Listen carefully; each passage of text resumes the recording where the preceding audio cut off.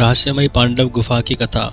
5155 साल पुराना है इतिहास। महाभारत काल की रहस्यमयी और अद्भुत कहानियों में से एक जम्मू से लगभग 28 किलोमीटर दूर स्थित पांडव गुफा की कथा है। इसका इतिहास पौराणिक मान्यताओं के अनुसार लगभग 5155 साल पुराना है। कहा जाता है कि अपने अज्ञातवास के एक वर्ष के दौरान पांडवों ने इस गुफा को अपना निवास स्थान बनाया था।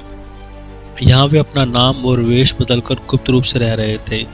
गुफा के पुजारी सुरेंद्र शास्त्री ने कहा कि यह कथा बताते हुए महाभारत काल में जब पांडव यहाँ अज्ञातवास में थे तब चेनाब नदी का शोर उनकी तपस्या में बाधा डालता था।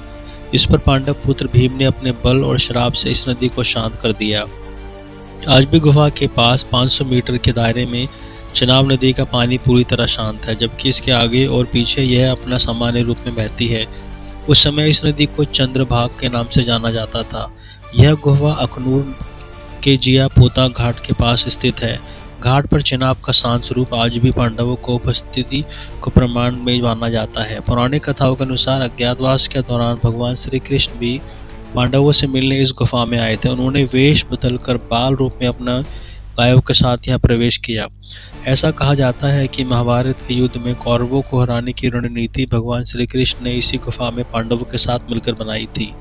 गुफा के भीतर आज भी एक विशाल पत्थर है जिस पर भगवान श्री कृष्ण और उनकी गायों के पैरों के निशान मौजूद हैं।